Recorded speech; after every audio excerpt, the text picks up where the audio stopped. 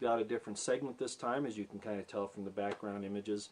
This is all about Judea and Galilee and the time period of the 1st century when Rome occupied that area, much to the chagrin of the people that lived there at the time. I want to refrain from calling them Jews that lived in the area at that time. Yes, there were Judahites that lived there, but Jews, Rabbinic Judaism, really didn't come into existence until after the fall of the Second Temple, 70 CE, and that's one of the things we're going to talk about here.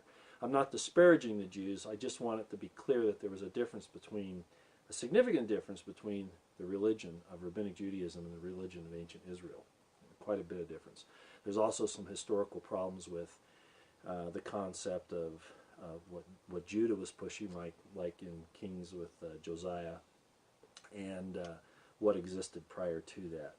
But we'll get into that as we go along. Our real subject for right now is the 1st century and the occupation of Rome of the area of Judea and Galilee at that time. Now, Rome was the power to be reckoned with in history at this time. They had conquered almost all of Europe, northern part of Africa, on over into the Middle East. And of course it was all about the ability to control trade routes and economics and all that, as well as politics.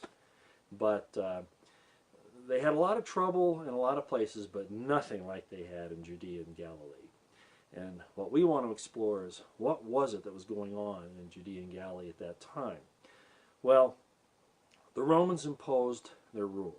And we can talk about the situation that Josephus, the 1st century historian, brings out, and some other historians, and other things that were going on at the time. But the bottom line is that the Jews that lived there wanted to throw out the Romans. The Romans were occupying it against their will, against the will of the people of the area. So we have this movement, and you could call it the Zealot movement, you could call it the Messianic movement. The bottom line is they used their scriptural religious understanding to try to fire the people up so that they would rise up against Rome in a revolt. So we had the Messianic movement that was very important, and of course it's not really the way we view it here in the 21st century, or even for the last several thousand years. The fact is that there was a spiritual program at the time, specifically amongst the prophets, and it was called the Hekkelot. It was a mystical spiritual experience. The Hekkelot is what drove the earlier prophets of the Old Testament. Hekkelot means chambers. Jesus kind of alludes to it in the New Testament. He says, "In my Father's house are many mansions." Mansions is another way to say chambers. Good hint that that's what was going on at the time. It was a mystical system.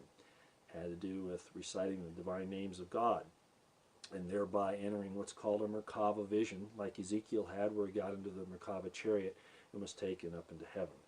Those are the types of things that we're talking about.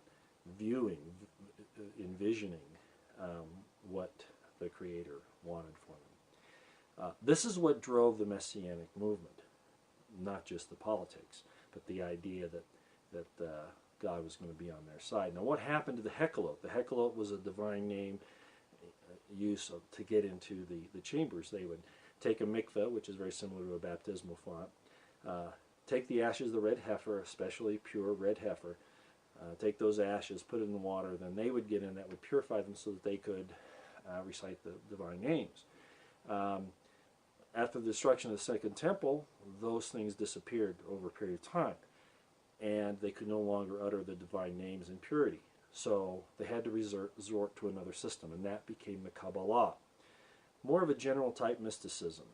I don't want to say it was an impure form of Hekkelot, but it definitely didn't bring them to the same level at the time. There would be people that would argue that, but I think I could do that definitively given enough time. So the mystical system that was driving them at the time is the Hekkelot. They have a messianic mindset, but there are different messiahs. The two that we want to discuss here are the Joshua ben Joseph and the Messiah ben David. They're not the same person. Even in Jewish literature, Jewish legend, Jewish scriptures, there's a difference. Messiah ben Joseph, the Joshua ben Joseph, is the suffering servant who will die in the course of his mission. And then there's the son of David, the Messiah ben David, who conquers all of his enemies and rules the world. Jesus definitely didn't do the latter, not in the sense that the Jews look forward to it, and really not in the historical or the scriptural sense either, but that's been a point of contention for a long period of time. So we want to talk a little bit about this Joshua ben Joseph and who he was, and there is a person in history that meets those qualifications, and Pilate did crucify him, but not in Jerusalem. So that's another issue that we'll want to get into. Finally, just so that we say it real quick, Rome defeats the Jews in 70 CE, destruction of the Second Temple, Masada, that whole deal. They're the winners. They write history. Interestingly enough, there's a little council called the Council of Yavna that happens. The Jews call that, under the direction of the Roman Emperor, and they come up with the beginnings of Rabbinic Judaism. That carries on for several years, even up through the Bar Kokhba rebellion of 135, when Judaism, or I should say the old Israelite religion as it was known prior to that time, pretty much disappears, and Rabbinic Judaism takes its place. Again, a Roman-sanctioned religion. Should raise some questions in our mind. What was Christianity? That's going to be a big question. That's going to be a big issue for us. It's not what most people think. The martyrs of the 1st and 2nd centuries were likely not the type of people that you normally associate with Christian martyrs, but they're going to be Jewish messianists by and large. Big difference in the philosophies and the religious understandings of the time. So you can see where we're going with this. I hope you've enjoyed some of the background here. Again, we're trying to give you a little experience, not just an educational discussion, but a little entertainment and something to keep your interest. These are supposed to be scenes from Judea and Galilee, of course, and the incidents of the time. They're really actually parts of a movie that we're making about these subjects. But despite the fact that they were filmed other than the Middle East, Judea and Galilee, I still think they give you a really good idea of what's going on here. So I hope you enjoyed it, and we're going to get down to particulars and all the different things that we've talked about, just like I said in the very first video with the stars, universal type of discussion.